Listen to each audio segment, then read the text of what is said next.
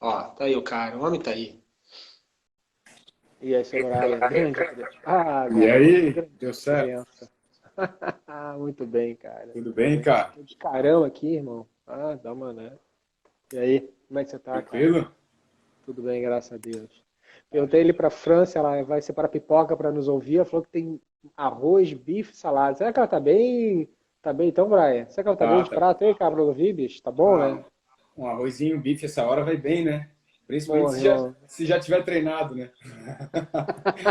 É. E aí, cara, como é que você tá aí, cara? Você tá na ilha, né, que você falou? Como é que você tá? Tá na Tô ilha? na ilha. Tá tudo bem, cara. Graças a Deus, Tudo cara. bem? Aqui tá tudo certo. Tá. Tá no consultório ainda? Tá em casa? Ai- Como é que tá? Ainda tô no consultório. Achando um pouco Não tá escuro com medo aqui. de, não tá com medo de ficar rico, não, cara? Cara, olha, esse risco aí não corre, não. Com Não. 41 já passou, né, o caminho. Agora é trabalhar para viver bem até o final. É isso aí, meu. Muito bom, cara, muito bom. Pô, primeiro te agradecer aí o aceite, o convite pra gente Ah, conversar um pouquinho sobre esporte, performance. Esse canal tá ficando massa, né, do Instagram, que a gente tá começando a criar uma linha científica, né? Pessoas com conteúdo científico estão na internet, estão vendo que vale a pena disseminar informação aqui, né? Então acho que isso está muito massa, né? Então eu acho que isso é importante sempre lembrar. Não tem só essas coisas loucas na internet, tem gente aí de muito boa vontade e a fim de trabalhar, né, bicho? De falar coisas boas e coisas com relevância, né, cara? E cada vez mais eu vejo as pessoas realmente se preocupando com conteúdo de qualidade, né, Rafael? Boa, Não é boa. só simplesmente ouvir de pessoas que são influentes, mas que não têm domínio do que realmente está falando, né? E que sai falando aí É isso aí, coisas, cara. É. criando mitos que não são É, verdades aí nas redes sociais, né? é. Eu gosto de falar que muita gente prefere o like do que o Lattes, né, cara? Então, assim, a gente, Boa, essa, hein? Vou usar em sala de né? aula. Podia usar essa. Vamos procurar mais o Lattes um pouquinho. Like não precisa de tanto, assim, né, cara? Mas beleza. Cara, Mas faz parte. eu até botei o título ali da nossa conversa, se essas dietas da moda, elas funcionam no esporte, funcionam na performance, cara. O que você acha, bicho? É tudo nome diferente, realmente são dietas diferentes, elas funcionam. Quero convidar as pessoas que estão entrando, boa noite, Mariana que entrou, quiser mandar uma pergunta pra gente, para trocar ideia com a gente, dar um ponto de vista também. Mas o que você acha? A gente está cada vez com nomes novos e diferentes. Elas se encaixam no esporte, não se encaixam? Como é que está a sua ideia sobre isso? Pô, Rafael, primeiro é importante a gente salientar que tem tanto nome para dieta parecida, né? Tem vários Exato. nomes diferentes para dizer a mesma coisa. E, cara, assim, ó, vamos entender um pouco que existem aí. Primeiro que eu já nem gosto desse nome dieta, né? Eu acho que Uhum. para mim são várias estratégias Boa. nutricionais aí e que servem em alguns momentos e não servem em outros, né? É fit para ti, mas não é fit para outra. Funciona Pode para ser você? fatness para o outro, né? Fitness para um, E não fatness para o funciona outro. para outro. Então, É. assim, quando a gente fala assim, dietas da moda, é aquilo que as pessoas estão utilizando para conseguir atingir quando a gente pensa em dieta, um processo de emagrecimento, um resultado. Sim, sim. E aí tem tanto nome, como tu mesmo falou, né, cara? Se a gente elencar aqui, a gente vai botar mais do que uma mão cheia de diferentes nomes. Pois é. Cara, nem todas elas se aplicam fora do contexto. Acho que é até importante falar, fora do contexto do esporte, do rendimento, que é a nossa Uhum. temática aqui, Sim. elas já não se aplicam para todo mundo. Boa. Imagina dentro da performance, né? Quando a gente ainda pega isso e fala assim, vamos pegar aquilo que está na moda e vamos aplicar para performance. Poxa, a gente foi mais longe ainda, né? Porque quando a gente defende algo que é generalizado, já acontece de a gente já tá errando, né? Porque nem tudo Pois, funciona para todo mundo, né? pois é, e eu te fiz essa provocação contigo, cara, porque ontem eu estava montando um materialzinho aqui para o Insta e para as aulas que eu estou montando de. Porque saiu um paper, né? Eu vou falar um pouquinho da Covid e voltar para o esporte, porque saiu um paper, não sei se você viu, de um grupo de pesquisadores defendendo a dieta cetogênica para se proteger da Covid-19. O paper saiu no Anais de revisão da nutrição, né? Eles usaram algumas referências da New England, assim, né? Então, o paper foi muito interessante. Mas aí a pessoa joga isso na internet e aí entra com verdade absoluta. E eu fiz questão de montar uma aula, eu quero ver a sua opinião sobre isso, que aquilo é um paper de sugestão. Né? Eu até brinquei assim, ó, quantas vezes a palavra proposta apareceu no paper? 8 vezes, eu me lembro que eu fiz ontem essa aula. Quantas vezes a palavra sugestão apareceu no paper? 4 vezes. sabe? Então, e não é uma coisa da literatura científica, não é da comunidade. Então, as pessoas botam isso na tela e é nós que somos educadores, a gente tem que, educadores que eu digo, professores, educadores físicos, nós Sim, somos sim, né? educadores, a gente tem que falar para as pessoas, gente, esse paper saiu, mas não é uma verdade absoluta. Não sai em casa tomando óleo de coco, porque isso não vai funcionar para você. Aliás, eles estão sugerindo em base em outras doenças, né? E isso a gente pode se aplicar no esporte. Nem sempre o que funciona para o futebol vai funcionar para o tênis, né, cara? Então, essa individualidade que eu acho que é importante das pessoas entenderem, por isso da minha provocação inicial. O que, que serve para você, Brian? O que, que serve para mim, Rafael? Né, o que que tá, dessa salada de informações que a gente vê na internet, por exemplo, essa que foi a entrada que eu falei da cetogênica, para que, que serve? Será que alguém tem perfil para receber a cetogênica? No Então, esporte, né, que é o nosso caso? aí que tá, né, cara? Até falando já, né, fugindo um pouquinho, mas entrando aí nessa questão da cetogênica, tu atende em consultório também, né, Rafael? Então, Não mais. Desde que eu entrei na FMG, né, agora a dedicação exclusiva, não mais. mas enfim, atendeu já, sabe como é que é a Sim, 15 realidade anos. A e gente de 15 sabe anos que no consultório, ok? nem todo mundo, cara, conseguiria se adaptar a uma dieta cetogênica. Imagina tu botar isso como recomendação para uma população. E ainda se a gente Exatamente. voltar e começar a linkar para dentro dos esportes, uma coisa que a gente acaba vendo com a dieta cetogênica no esporte é uma queda de rendimento. Boa. E inicial, em determinado momento, transitória, que a gente pode até discutir e trabalhar um pouquinho mais específico sobre isso, mas uma queda de rendimento e uma queda de imunidade. E tem vários estudos que têm colocado aí a importância do carboidrato para reforço de imunidade, principalmente quando a gente fala em atletas, né? E aí a gente, para o Claro. ponto de a gente extrapolar, por exemplo, uma dieta cetogênica para população, para prevenir para Covid, então é É complicado esse tipo de perigoso, né? extrapolação. Esse que é o grande problema, né, cara? Claro. É essa Por isso que eu, generalização por que a isso que eu gente quis bate. te trazer essa discussão e pegar você, que é um cara, uma unanimidade na área do esporte também, bicho, de mostrar para a pessoa assim, tenha cuidado com o que você está lendo, né? Não pega como verdade. Tem uma meta-análise sobre isso, uma revisão sistemática, né? Um estudo prospectivo, retrospectivo. Não simplesmente a pessoa jogou isso, botou um texto bonito e as pessoas começam a usar. E tem muita gente com 200, 300, meio milhão de seguidores, 1 milhão, né? E aí eles podem usar isso como verdade, é muito perigoso. Como você mesmo disse, o carboidrato, para nós, falando de esporte, é o alimento mais imunoprotetor que a gente tem disparado. Glutamina esquece, ômega 3 esquece. Quando eu falo de imunidade no atleta, a gente fala Exatamente. de carboidrato. A gente fala que diminui catecolamina, adrenalina, cortisol, segura essa cambada toda, né? E aí Uhum. você vendeu uma ideia de uma cetose, que aí eu vou pegar sua fala de queda de rendimento, e vou te fazer uma outra provocação. Quanto tempo você aguenta fazer isso, cara? Porque a gente está mimetizando um jejum, né? Quanto tempo seu corpo vai aguentar isso, cara? E ninguém fala isso nos artigos, né? Não, vamos fazer uma dieta cetogênica de X dias, de 1 dia, 2, 3, 20 dias, 1 ano. A gente não sabe quanto é que a pessoa aguenta, porque é uma restrição severa, né? E aí a gente fica se perguntando a que ponto a gente está vendendo o produto e se realmente ele é eficiente, principalmente na área esportiva, né? E aí já começa por definição, né, Rafael? O que é uma dieta cetogênica? Que por Boa. definição é uma dieta que precisa gerar corpos cetônicos, precisa fazer cetose. E para isso a gente tem que reduzir a ingesta de carboidrato a 50 gramas por dia. Que é um E, cara, absurdo, assim, né, cara? é extremamente difícil e complicado fazer isso, né? Claro. Então nem todo mundo se aplica a isso e aí a gente tem que entender dos efeitos colaterais que isso vão causar, mesmo que transitoriamente. Então, a Uhum. maioria dos estudos, quando fala assim, vamos utilizar uma dieta cetogênica no esporte e no endurance, isso tem bastante estudos, né? E aí tem estudos, inclusive, com períodos maiores e tal. Estudos aí, de certo modo, até discutíveis, né? Uhum. E que são discutidos. Sim. Porque o N é pequeno, a intervenção é de pouco A tempo, né, Brian? gente pega lá o que eles falam de 3 semanas, 4 semanas de dieta cetogênica para poder fazer uma adaptação de biogênese Boa. mitocondrial. E aí a gente tem que entender que no começo vai gerar uma redução de performance. Vai ter dor de cabeça, vai ter enxaqueca, vai ter uma série de problemas que, se a gente não conversar e não passar isso para o nosso paciente, isso realmente fica extremamente complicado. E aí a maioria das dietas e das publicações só vem com um pedacinho. Pô, e tem tantos efeitos colaterais É, e que são colocados. Se a gente é pega ali, verdade. ó, o Guilherme tá aí, amigo meu, na aula pós, está de prova. Se a gente pega e compara aí essas dietas cetogênicas que foram feitas por períodos prolongados com atletas que consumiram carboidrato ou mesmo periodizaram carboidrato, eles têm redução de performance a longo prazo. Sim. E aí a gente ainda tem que perguntar para quem que a gente está fazendo isso? Né? Como diz o próprio Guilherme, falou assim, pega um atleta de alto rendimento, de endurance, essa fala dele, né? Eu compro a mitocôndria dele. Tá? Ele tá sobrando mitocôndria. O cara tá lá treinando 10 anos. E eu vou fazer de estratégia de biogênese mitocondrial para ele, não vai funcionar.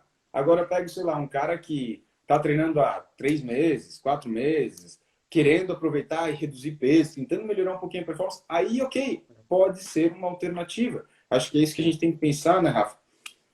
E essa fala foi muito, como sempre, muito importante, Brian, pelo seguinte: primeiro você falou da biogênese. Eu preciso esperar tanto tempo assim, né? Não existem estratégias menos dolorosas para a gente fazer uma biogênese, né? O estímulo desse PGC1 alfa, desses biomarcadores importantes, a gente consegue por exercício, né? A gente não precisaria ficar um mês por esse paper que eu te comentei no início da nossa conversa da New England. Ele fala a pessoa precisa de 30 dias, como você bem disse, para adaptar, só que tem irritabilidade, problemas de cognição. A pergunta que eu faço: precisa pagar esse preço para gerar aquela biogênese mitocondrial que a gente tanto busca? Ou tem outras estratégias menos dolorosas, como exercício, treinar, descanso, estímulo ao PGC1-alfa, né? Aumentar a entrada de oxigênio para você gerar uma necessidade de se proteger, porque o oxigênio é radical livre, né? Então, se eu tenho mais entrada de oxigênio, eu preciso de mais mitocôndrias para me defender. Então, na verdade, é uma segurança natural do corpo, né? Então, acho que são coisas que a gente pode falar, né? E só deixa eu temperar, porque eu pegar a sua fala, que é muito importante. E depois tem um outro artigo da DCL que é muito legal, que foi em cima da sua fala, que eles fizeram só com 7 ciclistas. E eles fizeram uma cetogênese de suplementação. Que aí eu acho que é uma coisa que a gente pode falar. Eles mantiveram uma dieta normoglicídica. Normoglicídica é um coração com controle, né? A mesma quantidade de carboidratos para os dois. Porém, um desses grupos recebeu corpos cetônicos como suplemento. Não fez a dieta lipídica, fez uma dieta de carboidrato, proteína normal, só que deu beta-hidroxibutirato, né? Deu BHB lá, né? O BHB, enfim, como suplementação. E aí gerou essa cetose. Quem sabe, ainda não é martelo batido, é um paper de pouco tempo, pouco N, mas é uma alternativa, de repente, para a gente não gerar uma dor tão grande com esse déficit de carboidrato pela performance que você falou que a gente é perdida, né? E aí que tá, né, cara? E será que esse uso desse BHB vai melhorar a performance? E o que a gente quer com esse cara? A gente quer performance cognitiva, porque a gente tem aí, sei lá, alguns indícios de que o corpo cetônico pode melhorar a performance cognitiva a longo prazo, ou pode trabalhar com algumas patologias que têm algum embasamento para uso da dieta cetogênica e tal. Né? Então a gente não pode descartar, mas será que esse corpo cetônico que vai ser adicionado, ele vai realmente melhorar a performance? Ou seja, vai permitir que o músculo consiga performar numa intensidade mais alta por períodos mais prolongados? Mágico o negócio, né, cara? O negócio é mágico. E ainda, quantos anos eu vou ter? Porque saiu agora. Aí ainda a gente tem o primeiro estudo, daí vai vir estudos que vão validar aquilo, que vão refazer o estudo e vão diz, não, beleza, a gente conseguiu achar resultados parecidos, então agora vamos fazer com N de 50. Vamos... E aí depois vem as revisões, para depois vem as meta-análises, para a gente poder falar assim, funciona. Então, quer dizer, boa, tá no começo, né? Saiu passo agora. A passo aí. Nossa, tem um caminho pela frente, né? Então você concorda comigo que é perigoso você botar isso numa rede social como o Instagram ou qualquer outra, você botar isso como mostrar que a dieta cetogênica ajuda na Covid-19, porque minimiza a replicação viral, no momento que 350 mil pessoas estão morrendo nesse planeta, no Brasil, no planeta não, no Brasil só, infelizmente. E aí você defendeu uma ideia disso. E esse perigo a gente tem que ter. Na verdade, esse perigo a gente tem que não ter, a gente tem que ter esse cuidado na hora de passar essa informação, né? Então acho que isso é importante. A gente fala para quem está ouvindo, seja no esporte, na clínica. É uma dieta que tem suas vantagens? Tem. Mas a quem se adequa, né, a quem recebe ela bem, e se realmente, na nossa conversa de hoje no esporte, ela realmente tem esse resultado, né? Porque eu até fiz umas colinhas lá no seu Instagram, para a gente entrar aqui. Você uma vez fez uma live e pega um pouquinho dessa história da cetogênica. Por que é difícil emagrecer? Se tem tantas estratégias assim, bicho, por que é difícil emagrecer então, cara? Se faz cetose, faz não sei o quê, faz isso, faz parará. Por que as pessoas não emagrecem, então? O que está errado? Então, tem muita estratégia para pouco resultado, né? Porque é muito nome, né? Acho que é muita gente querendo inventar alguma coisa que já foi inventada, mas aí ela pega, muda isso aqui, bota um nome diferente, um nome que vende. E, na verdade, tudo que as pessoas estão querendo hoje é ser inventor de alguma coisa nova, mas já tá. Sim, cara, porque a competição está muito grande. A competição, desculpa te interromper, a competição está tão grande que as pessoas querem se diferenciar em alguma coisa, se diferenciam mudando o nome do que já existe. que no meu entendimento, desde aquela ideia de aeróbico, jejum, dieta paleolítica e tantas outras que vieram, a gente está discutindo um único ponto, restrição calórica. Ponto final. Você está Sim, fazendo isso. exatamente. Como todas elas Não funcionam, mais. de qual forma? Né? Então, na verdade, é o que a gente está tentando dizer para as pessoas. Ah, faça uma restrição calórica, diminua a sua oferta calórica, isso é importante, mas não zera carboidrato, não faz isso, principalmente no esporte, né? Para tentar melhorar, aí eu volto a essa provocação, por que está difícil de emagrecer então, né? Cara, e é muita gente querendo lá, que nem tu falou ali do cara que botou isso e pega esse artigo e bota nas redes sociais. É uma falta até de bom senso, porque, como tu falou, ele pode realmente influenciar uma grande quantidade de pessoas, né? Pessoas com muitos seguidores. E aí isso acaba sendo um desserviço, assim, né, cara? Claro. Tem gente que vai lá, que escreve, que coloca, saiu aqui um direcionamento para isso, isso pode ser uma alternativa. Mas vamos ver aqui dentro sobre para quem que eles estão falando, de qual é a população específica. Legal, beleza. Tu deu as informações complementares. Tu falou, isso pode ser uma alternativa, mas tu deu as informações complementares. Pior é quando o cara só joga na rede social falar dieta cetogênica para melhorar a imunidade de Covid. Pronto, todo mundo vai ler, vai dar like, vai compartilhar, porque ninguém nem lê de verdade, né? A verdade é essa. Exatamente. É aí que tá, esses textos estão cada vez mais curtos, né? Se você faz Com um imagens texto mais muito grande, bonitas. as pessoas, com umas imagens maravilhosas, mas o conteúdo científico, muitas vezes a gente fica muito aquém, né? Que a Mariana está chegando aqui para a gente entender sobre metodologia científica, é realmente muito necessário. Então, se você está fazendo um trabalho, como você falou, educativo, educacional, cara, é aquela brincadeira da hashtag, né? Leia a metodologia, não vai só no abstract, porque o abstract é a venda do peixe do paper, né? E aí a pessoa vai lá e coloca aquilo Exatamente. como verdade absoluta, né? E a Cecília, obrigado, Cecília, está dizendo que é importante falar sobre isso. Que é importante, sim. Você está botando num momento onde 300 mil pessoas morreram de Covid-19 e está dizendo que essa cetose vai funcionar, ou que a cetose vai funcionar no esporte, ou que, enfim, ou que o jejum intermitente é uma estratégia que funciona. Mas eu gostei muito da sua fala. Funciona para quem, para quando, em que momento. Brian, você já fez em você mesmo, cara? Você já foi cobaia? Você já foi a sua própria cobaia, cara, de alguma estratégia dessa? Cara, algumas coisas eu já testei comigo, tá? Só para falar que mandar um beijo para Cissa. A Cissa aí tá em Porto Alegre, cara. Tá morando aí, Ah, tá vindo boa, por aí, mas é daqui da minha região. E boa. é doutora no assunto, pesquisadora, cara, bem Ah, legal. excelente. Se quiser Mas contribuir, a gente tem que testar algumas coisas com a gente, né, cara? Mas cara, eu tenho meus limites, tá? Eu tenho meus limites comigo mesmo, porque eu sei até onde eu consigo ir, o que que seria possível de eu fazer, e eu sei coisas que eu não tenho condições, nem psicológicas e nem estruturais de me organizar para fazer as coisas, entendeu? Então, por exemplo, a dieta cetogênica, cara, eu consegui fazer um dia, não, porque eu me propus fazer um dia. Mas eu não me propus fazer 6 semanas, 4 semanas sim. ou 3 que seja, porque eu tenho condição de que eu não conseguiria cumprir e fazer isso por períodos prolongados, até por causa da estrutura que eu tenho ou que eu não tenho, de filhos, sabe, passar por todo o período de adaptação inicial, mas várias outras coisas, eu acho que é interessante a gente ter a gente como laboratório, né? Mas ainda Sim. assim entender que nem só porque funciona comigo vai ter que funcionar com as outras pessoas. Boa. Isso que é Porque importante também isso destacar, ainda, né? eu vejo muito isso, viu, Rafa? A gente vai dar aula e aqui já vou pegar um gancho, né, cara? A gente vai dar aula no pós e tal, e a gente dá aula para nutricionistas, cara. E aqui a gente tem um viés já, porque a maioria dos nutricionistas são carbofóbicos. Pelo menos o Pois pessoal da é, por que graduação, isso, eles têm cara? medo de carboidrato. E aí eles não conseguem entender, no começo eu tenho dificuldade de aceitar e de aumentar esse volume, até de colocar na dieta uma quantidade maior Sim. de carboidrato para determinados pacientes, porque eles têm medo com eles, eu sempre falo. Não é porque para vocês vai bem e que vocês conseguem viver assim, que para as outras pessoas tem que ser assim, ou que para o atleta que você vai atender tem que ser dessa forma, você tem que entender a dieta para ele e não para você. Uhum. Não é o seu volume alimentar, é o volume alimentar dele. Então, não é porque funciona para mim que vai funcionar para todo mundo, né? E tu, já testou contigo? O que que você já testou? Fala aí. Eu vou ser muito honesto com você que eu já testei essas questões de jejum, assim. A cetogênica não, eu não consigo. Como eu tenho doutorado na área da bioquímica, né? Eu tenho o meu PhD em bioquímica, Brian. E eu não consigo aceitar a cetogênica. Para mim, por questão de bioquímica básica, eu não vejo a cetogênica como uma estratégia saudável para o organismo.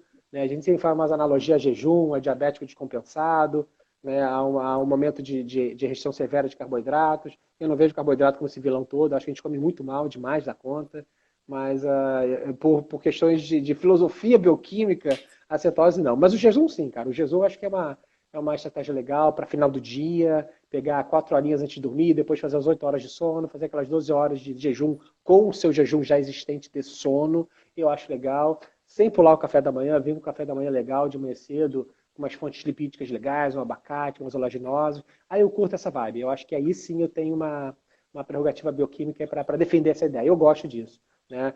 Minha última refeição, tipo, 19 horas, não como mais, vou dormir. Dormir naquelas, que eu tenho 2 crianças em casa, sabe como é que é aquela emoção, né, cara? Mas a Sei. gente dorme daquele jeito. Aí depois acorda cedo, pelo menos fiz umas 10, 11 horas aí de jejum. Eu acho que isso é uma estratégia que dá resultado, acho ela interessante de renovação celular, acho que isso é legal da gente fazer, né? Então são coisas que eu gostei de fazer. Eu quero pegar uma colinha aqui, que o Rafael falou sobre ter empatia ao paciente, né, de testar isso. Só que foi como você falou, né, Brian? A gente testa, mas nem sempre a resposta é igual, né? O corpo, É. ele é diferente. Então a gente ter essa ideia, se isso vai funcionar para você, para mim ou para o cliente final, isso é muito difícil, né? Você falou a questão do carboidrato. Eu sempre gosto de lembrar, né, os guidelines da ISSN, da American College, você pode consumir até 15 gramas de carboidrato, né, dependendo do atleta, claro. Mas eu só quero chamar a atenção que é 15 gramas por quilo de peso corporal. E a dose máxima de proteína são 3, né? Chorado, se for um bodybuilder, pode chegar a um 3,5. Mas você vê o gap que a gente tem de carboidrato de 3 a 15, né? A proteína tem de 1 a 3 só, e a gente continua com esse medo. A gente não confia na ciência. Você vê que às vezes a gente não confia nos números científicos.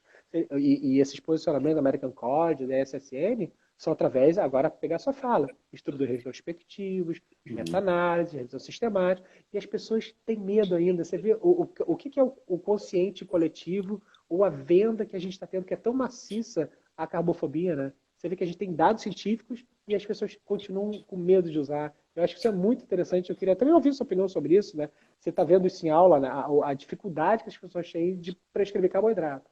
Para fechar minha fala e te dar a fala, eu vejo isso, eu sempre digo nas minhas lives e repito todas as vezes, eu estou apaixonado pelo projeto agora aqui na PNG, que eu trabalho com atletas paralímpicos agora, né? Então eu estou com Ah, que paraplégico, legal. taekwondo, natação, que é um espetáculo, é um desafio que eu estou tendo. E eu tenho uma equipe, né, que trabalha comigo, uma nutricionista formada, os alunos, e sempre a discussão maior se cai no carboidrato. Fato. As pessoas falam, não, proteína e lipídio, não, fechou, professor, tá tudo bem. Agora, carboidrato, pô, não sei se eu dou 5, se eu entro em 6, eu acho que é muito, tá dando uns 400 gramas, professor. Sempre, cara, as nossas reuniões começam e terminam com a gramagem de carboidrato. Isso é uma realidade. É, cara, é uma realidade, sempre vai ser, cara.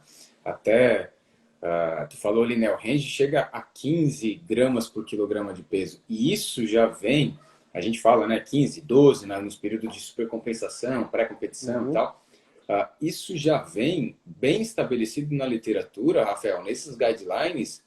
Cara, chuto que por baixo aí uns 10 anos ou mais, cara, tá? Aham, E, aham, daí, aham. e todo guideline que sai aí, 2 anos, a cada 2 anos sai um guideline do American College de reposicionamento e aí eles só continuam afirmando as mesmas coisas. Aí eles vêm Eles falar da mantêm periodização o de dado, né? carboidrato. Como? Eles mantêm os dados, os números, não mudam os números, como você falou, né? Exatamente. E aí entram as estratégias novas, discutem as estratégias novas, e aí no final, mais ainda, como ele até já saiu em artigo, isso, carboidrato ainda é o rei. Tem um artigo que fala sobre isso. Boa, Então, porque, cara, exatamente. realmente, Muito bom. para performance, e aí, principalmente quando a gente fala em performance, a gente está falando de um indivíduo que, independente de ele ser um atleta de endurance, porque entra numa via mais aeróbica, para performance ele está no limiar aeróbico ou anaeróbico, ele está lá próximo de uma via anaeróbica, então ele está utilizando o carboidrato como fonte de energia. E aí, quando a gente está falando do alto rendimento, não tem como a gente fugir disso, né? Se eu mudar de esporte, se eu ir para o crossfit, para o levantamento de peso olímpico, para a musculação, para o fisiculturismo, para o rugby, para o futebol, performance está sempre utilizando carboidrato como fonte energética. Não vai usar lipídio. Claro. E não vai usar lipídio E durante o exercício. Não é ali que a gente tem que se muito preocupar com difícil. lipídio. Usar lipídio como energia é a base de muito treinamento, né? Muitos treinamentos. E mesmo para performance, cara, quando tu bota assim, eu pego um atleta, pego o Eliud Kipchoge, o cara que bateu a 2 horas a maratona, abaixo de 2 horas a maratona. Se tu olhar, a fração de utilização dele ainda vai ser muito maior de carboidrato. E, cara, esse cara é extremamente adaptado. Sim. É o cara mais adaptado do planeta, para ser bem sincero, né? Sim, Então, ele deve acho usar muito mais do que qualquer pessoa, mas ainda assim eu ele acho vai usar maratona, eu concordo, assim, a gênero grau que você falou, eu acho maratona um dos melhores exemplos de adaptação biológica de um organismo é você pegar um corpo de maratonista e discutir. É impressionante o que eles fazem naqueles 42 quilômetros. Que eles fazem tudo ali, né? Todas as rotas metabólicas eles fazem. Anaerobiose, como você bem disse, fosfogênica, lipídio. Eles fazem o escambau ali, porque é uma questão absurda. Aí o Vinícius está nos perguntando aqui, Brian, eu vou te jogar essa bomba aí. Vale a pena ciclar carboidrato para atleta, cara? O que você acha? Então, quando a gente fala do ciclar, porque tem várias vezes que as Sim. pessoas confundem até as coisas ou criam novos nomes, né? Uhum. O ciclar carboidrato, o 4 dias com, um dia sem e vice-versa. Mas olha, eu entendo a ciclagem de carboidrato, mais a periodização de carboidratos, né? Conforme Sim. o período de treinamento, tá? É uma coisa que eu até uso bastante com atletas em algumas situações para gerar a tal adaptação. Mas assim, que tipo de atleta a gente está fazendo? De que tipo de atleta a gente está Pois é. falando, né? Porque, por exemplo, não adianta eu usar com... Pega lá a Mariana Borges, uma ex-atleta minha que já até nem está competindo mais do triatlo. Usar com ela não vai resolver muito, porque ela é extremamente adaptada, né? As top 10 brasileiras do triatlo. E aí, agora eu vou usar com o Rafael Long, que está treinando há um ano. Bom, talvez para ele funcione, Para aí né? funciona. Porque para ele eu posso ajudar e eu não vou deixar ele sem carboidrato. Eu só vou no treinamento dele fazer com que ele utilize, treine com baixas reservas de glicogênio. E aí pode ser que seja positivo, mas ainda vale a gente reforçar aquilo que tu falou. O que mais gera adaptação, por exemplo, nesse sentido de biogênese mitocal, é o treino. Uhum. Quem mais vai ativar a MPK é o treino. Quem mais vai ativar ali sirtuínas e tudo mais é treinamento, cara. Então, tu pode ser um extra, pode ser um plus, pode ser uma estratégia. Estratégia é aquilo que está na sua mão, que você pode ou não utilizar com o seu atleta e ver se isso cabe na realidade dele, né? Agora...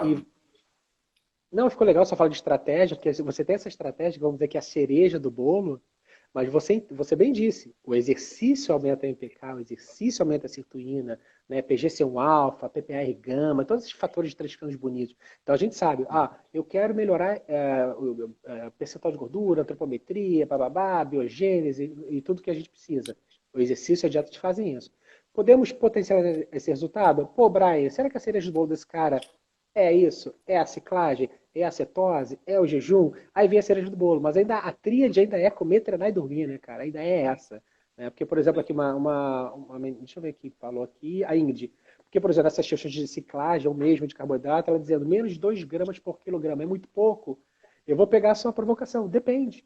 Eu já tive, não atletas, mas desportistas, que chegaram para mim com 120 quilos, e eram pessoas jovens, precisavam diminuir peso, né? E treinava 2 vezes por dia, então um estresse absurdo. Uma das primeiras organizações que a gente teve foi cortar o treinamento diário de 2 vezes por dia, fazer um só, porque não tinha nem tempo para descansar aquele corpo, coitado, né? Então estava no estresse metabólico de obesidade e de treinamento agressivo.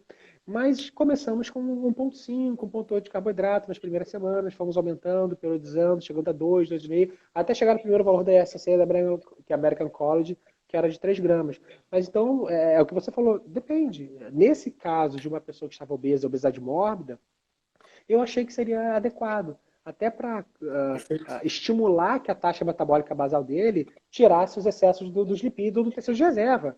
Né? Que fosse, nem que fosse água, pelo menos para diminuir 5% do peso e diminuir a pressão arterial, que é uma das prerrogativas da cardiologia. Né?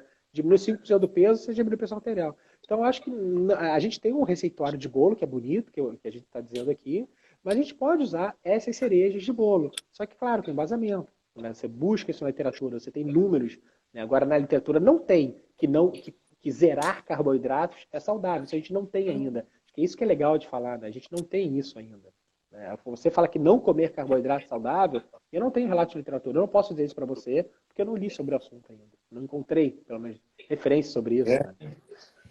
Teve uma vez que saiu, cara, e aí saiu, foi bem isso que falou, saiu na mídia e tal, que dietas ricas em carboidratos matavam muito mais do que as dietas ricas em lipídios. E aí eles jogam na mídia isso, foi um artigo da JAMA que saiu, que é um estudo bem prospectivo. Aí quando tu vai olhar o artigo, cara, eles pegaram só um pedacinho do artigo que mostrava, mas eles não mostravam o restante da curva, que mostrava que dietas mais ricas em lipídios matavam mais ainda, entendeu? Então eles mostraram só um pedacinho.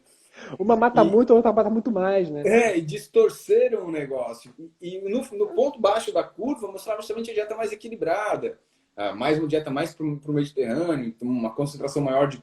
Porque assim, quando a gente generaliza para a população é em porcentagem, né? 40% e tal. Sim. Agora, quando a gente vai para o atleta, a gente acaba que... eu, particularmente, acabo usando muito mais grama por quilograma de peso, como tu mesmo falou. Né? E aí o teu exemplo, puxando o link para o teu exemplo ali, Rafa, quando tu colocou assim... no caso do meu paciente, obeso, que estava começando a fazer e tal. Cara, perfeito, porque se tu desse talvez 4, 5 gramas, tu não ia estar de carboidrato para ele naquele primeiro momento, talvez tu não fosse tratar uma resistência à insulina que precisava mexer no começo, tu não ia estimular ele, mesmo que seja perder água no começo para estimular ele a querer fazer, a ter um resultado. Outra coisa, a menos que 2 gramas por quilo é muito pouco. Depende, se a pessoa chega comendo 0,5, 0,8, que, cara, é muito comum. Você está dobrando a necessidade dele. Né? Então, agora, se ele chega comendo 5 e você passa para 2, talvez seja muito pouco. Sim, né? Então, boa. Essas realidades que são coisas que a gente tem que avaliar, entender.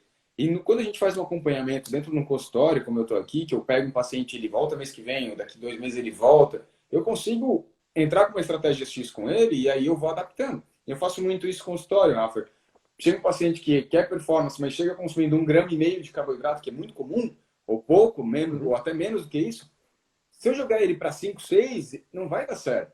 Primeiro que eu não vou convencer, primeiro que eu não vou fazer... metabólico ali, né? Ele vai ter um aumento de glicemia, ele não vai ser legal. Então eu vou subir esse 1,5 para 2,5, depois eu vou subir para 3,5, que já começo a trabalhar performance com ele, depois eu vou subindo gradativamente. Mas eu tenho um paciente no meu consultório, e eu consigo avaliar ele metabolicamente. Né? O que é difícil de fazer isso para uma população em geral e para uma recomendação em geral. Né? Então, isso é o grande problema. Né? Por isso que as recomendações são você consumir 400 gramas de frutas e hortaliças por dia, que você faça atividade física de 30 minutos todos os dias, porque isso é uma informação geral. Agora, Brian, meia hora para você, bicho, pô, não faz nem cócegas para mim. Para mim tem que ser mais. Mas por isso que tem a saúde pública e tem a individualidade, que você bem falou. E acho que é isso que é legal.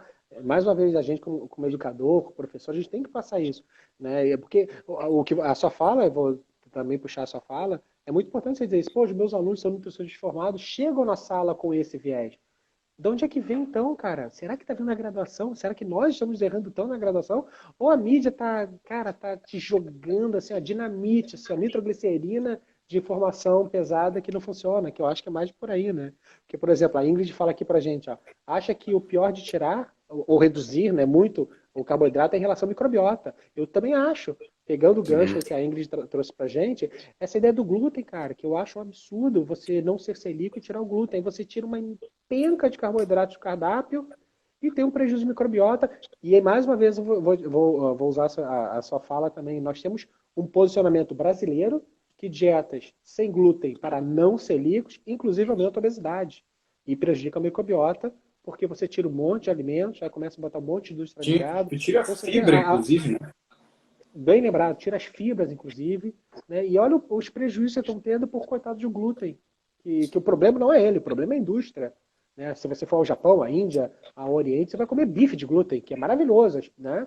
Agora o problema é a indústria, não é o glúten. Os veganos usam, né? E ainda mais, mais a forma de armazenamento que se tem no Brasil, né? Acho que é um dos grandes problemas relacionado dos farináceos todos, é a forma de armazenamento deles, né? Não é necessariamente a presença do glúten.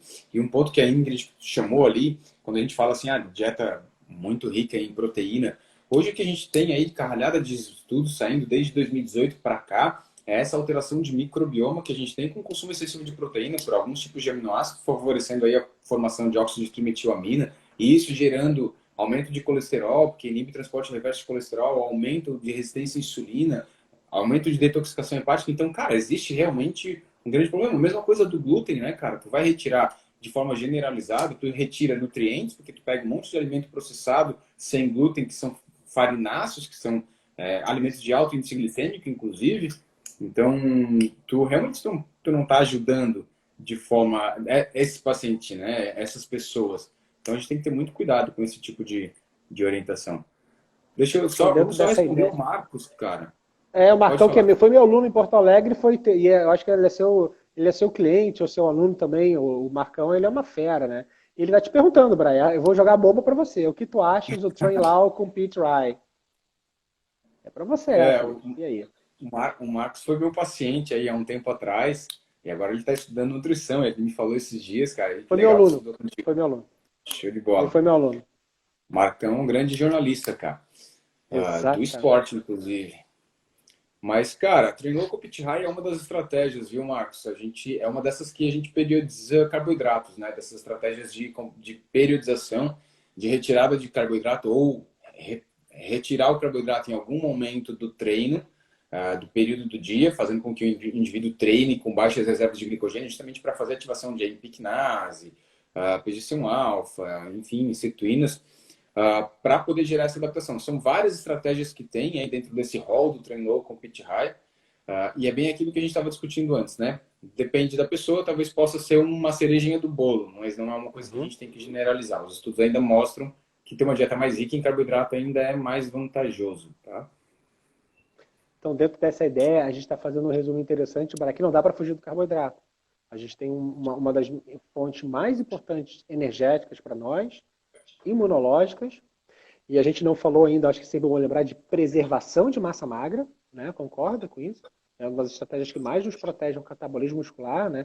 A gente muitas vezes, você deve continua vendo isso na prática, eu vi muito nos meus atendimentos, que as pessoas achavam, tipo, uma falsa ideia que depois de treinar tinha que comer proteína para preservar o músculo. Eu vou comer músculo, assim, para preservar o músculo, né? E a gente sabe que não é por aí. O grande protetor da nossa massa magra é esse carboidrato. Então, por isso que eu volto nessa discussão de jejum, de cetose. Quando você tira o carboidrato, você está tirando a produção da massa magra, e você está aumentando gliconeogênese, desidratação, perda de massa magra, e aí vem o que você falou, perda de performance. Né? Então, tentar trazer isso para as pessoas, assim, organizar esse carboidrato, organizar essas frutas, essas fontes de antioxidante, para a gente tentar responder aquela pergunta inicial. Não é difícil emagrecer. É que as pessoas estão com uma ideia um pouco equivocada da forma de emagrecer. Eu gosto de fazer umas falas que eu tenho numa aula que eu dou de jejum, Brian, que eu digo o seguinte: se jejuar funcionasse, não existiria obesidade no planeta. As pessoas simplesmente parariam de comer e emagreceriam. Só que não funciona, porque a pandemia está aí para nos provar isso. E muitas vezes eu faço uma brincadeira que eu queria fazer com você. No caso do jejum intermitente, né? Muitas vezes as pessoas saem do consultório dizendo, putz, eu vou comer mais do que eu comia antes. Né? Ou seja, as pessoas não já fazem jejum intermitente? Porque qual é a minha provocação aqui, Brian? Minha provocação aqui é a seguinte: tem pessoas que comem 2 vezes por dia, 1 vez por dia, 3 vezes por dia. Isso é uma forma de jejum. E elas não estão emagrecendo, elas continuam obesas. Né? Então, na verdade, quando você. Aí você fala para mim, mas quando a gente faz um jejum de pesquisa, a gente mexe na dieta. E aí que vem minha provocação. Você tem 2 variáveis aqui de pesquisa, o jejum e a comida. Como é que você pode publicar um negócio com 2 variáveis? Você não consegue me dizer quem funciona. É sempre essa provocação que eu faço quando se publica um paper de jejum intermitente. Você mexeu na dieta da pessoa. Você tem que publicar um paper fazendo jejum sem mexer na comida. Aí eu quero ver se o jejum, ele por si só, funciona. Não mexe na comida. Aí eu quero ver se ele funciona. Por isso que eu acho não, tenho certeza. Eu, como nutricionista, eu acredito que a sua fala seja a mesma. Bicho, é comida. As pessoas estão comendo errado e estão comendo demais. Se você comer um pouco menos e comer organizadamente, de forma saudável, você vai perder peso. Então não é jejuar. Até porque eu vou fazer. Bom, depois eu deixar você falar que a gente vai embora falando de jejum. Porque eu acho que dá para jejuar comendo, né? É só você mimetizar o aumento de glucagon com proteína. Você pode jejuar e se entupir de proteína o dia inteiro. Então tem um monte de questões para a gente falar em cima disso, né? E tu falou uma coisa ali, será que vai emagrecer mais? Quando a gente compara os estudos que falam de jejum com dietas que também fizeram restrição, porque na verdade o jejum é uma forma de fazer uma restrição. Tu não come durante um período, tu tem que controlar a quantidade calórica do restante período para ter uma quantidade calórica mais baixa. E se tu faz comparativo disso com dietas que foram isocalóricas, ou seja, 2 estratégias isocalóricas, uma com jejum, a outra não, o processo de emagrecimento é o mesmo, o resultado é igual, né? Talvez seja assim, uma dieta mais fácil para muita gente, porque a pessoa consegue, sei lá, acordar de manhã, não comer e ir até o meio-dia, Ou então, parar de comer às 8 da noite e fazer o café da manhã e ficar 12 horas de jejum, porque, na verdade, essas de jejum de 16 horas e 24 horas, que são a grande discussão, né, do ponto principais aí. Ah, então, é uma possibilidade, é uma estratégia que pode funcionar para um ou para outro, mas eu sempre chamo a atenção, assim, quando tu compara com outras dietas que também são isocalóricas dessa, elas não vão mostrar um resultado a mais. Né? Pode ter uma melhora de perfil glicêmico para algumas pessoas, perfil lipídico, que foi relatado um pouco na literatura, mas assim como a gente também tem uma dieta mais bem controlada, mais organizada. Mas o que é Sim. fato, o que realmente acontece com o jejum é um aumento de ansiedade para muita gente que faz jejum, que depois que inicia, fica lá 16 horas de jejum, acaba compensando no restante que ele pode comer mais e pior do que se a gente fizer a dieta várias vezes ao dia. É uma estratégia que eu nunca uso de começo, Também nunca não. uso mesmo, porque eu gosto muito, eu sou um cara que eu sou muito a favor da primeira refeição do dia ser uma refeição importante, e para gerar saciedade, para fazer fornecimento de aminoácidos, para produção de hormônios à tarde, Uhum. para controle de ansiedade, porque se tu não come de manhã, tu vai ter mais ansiedade à tarde, tu bota uma fonte Claro. proteica de manhã, tu à tarde, tu tens mais controle do que tu vai comer, mas acontece de muita gente já chegar fazendo jejum, né? Então, isso é uma coisa que um consultório é muito rotineiro, assim, com essa ideia que vai emagrecer mais rápido, entendeu, Rafael? Não tinha aquela brincadeira na faculdade? Tome café como rei, almoce como um príncipe e jante como um proletário, alguma coisa. Mas não tinha mais. Que é uma estratégia de funil que a gente fala, né? Mais ou menos isso. Né? A Uhum. gente tentar diminuir um pouco a estratégia de oferta, até porque a sua taxa metabólica diminui no final do dia, você tem essas questões hormonais noturnas, controle do GH, por exemplo, essa ideia, né, de não comer menos, mas não tirar o carboidrato da noite. O carboidrato à noite te protege contra os aumentos do cortisol, ajuda na A entrada do dormir, né? triptofano para fazer serotonina para você dormir. O carboidrato te ajuda, porque a insulina tira o BCA da competição, deixa o triptofano entrar na sua cabecinha linda e você faz serotonina. Então, essa estratégia é importante, né? A bioquímica está no nosso dia a dia. Que eu acho que é Isso. isso que é importante a gente falar para as pessoas, que é importante a gente usar essa ferramenta, né, da bioquímica como prática. E aí eu queria te pedir licença, eu já pedi essa autorização prévia para você, eu gosto sempre de deixar muito claro. Queria fazer um convite a quem está nos ouvindo, aos seus seguidores. No dia 13 de maio, Barata, eu te faço convite, cara, eu vou fazer um curso online gratuito aqui na rede. Estou montando uma aula, vai ser dia 13 de maio, o link está na bio. Então, se vocês quiserem participar, bicho, eu estou com muito, eu adoro fazer isso, né? Então, é uma aula de bioquímica de básica e do esporte. Então, se vocês tiverem interesse em fazer, o link está na bio, dia 13 de maio, 100% online e 100% gratuito. O link está na bio para fazer as inscrições, tá? E aí eu vou falar sobre essas ideias, a estratégia de carboidrato, a questão do triptofano, né, como é que a gente Uhum. consegue descansar comendo bem, né, sem precisar de tantas agressões, né, ou aquelas irritabilidades relacionadas ao jejum, né? Então, essas coisas que a gente vem discutindo aqui na praia. As irritabilidades, as ansiedades, as compulsões, e aí Exatamente. também a queda de imunidade, né, cara, que tem sido colocado, o sono, a piora do sono que tem sido, tu falou agora, né, cara? Agora, durante a pandemia, durante esse momento todo aí que está acontecendo, eu tenho pego muito no consultório as pessoas ansiosas, estressadas e com muita dificuldade para dormir, cara. E aí as Bom, pessoas ganharam peso durante a pandemia, aí estão querendo buscar alternativas milagrosas, e o jejum é uma rápidas. delas, que pode funcionar para um ou outro, mas muita gente acaba descompensando. E aí dormindo mal, estressado, comendo Claro. muito mal, não consumindo frutas, sabe? Piorando a microbiota, piorando o funcionamento intestinal. E aí, cara, é uma bola de neve, né? Então, esse é um ponto bem complicado. A gente está num momento difícil dessa pandemia, né? Eu falei isso até na outra live que eu fiz na semana passada. Antes, né? Infelizmente, a nossa casa era a nossa fortaleza. E a nossa casa hoje transformou em tudo, nossa fortaleza, mas nosso ambiente de trabalho, nosso ambiente de lazer, nosso ambiente de tudo, né? Então, muitas vezes as pessoas estão extremamente cansadas, estressadas, desgastadas, e aí as pessoas fogem na comida. Né? Eu brinquei na live passada, vou brincar contigo também. Se você quer me ajudar, me dê um aplicativo que te entrega comida saudável. Porque a maioria, meu irmão, é ultraprocessada, é fritura, é trans, é aquela coisa toda, que é o que a gente está discutindo aqui, né? A ideia de comer bem não é tão fácil assim. Não é tão fácil. A gente está recebendo uma ideia errada da mídia, a mídia também te estimula a comprar coisas ruins, aí a gente só vai. Mas o arroz com feijão, eu gosto muito a Rita Lobo, né, nutricionista, a Rita Lobo a gente conhece lá do GNT, enfim, mas ela tem uma camiseta que eu acho fantástica, ela escreve lá, tendo arroz e feijão, metade do cardápio está resolvido. E eu acho fantástica essa frase dela, que eu acho que é meio por aí, bicho. Se tiver arroz com feijão, cara, eu acho que 50% dos meus problemas estão resolvidos na dieta, sabe? E a gente começou falando disso no começo, tu lembra? Uma colega que Da estava aí Franciele, falava arroz, feijão e bife. arroz, bife e Cara, salada, é isso aí. Pô. e, cara, e assim, ó, a gente falou de estratégias mirabolantes, até a gente pode entrar para a parte de suplementação, se fosse o caso e tal, mas aqui a grande verdade da verdade, mesmo que para performance, Rafael, o bom e velho arroz e feijão funciona, cara.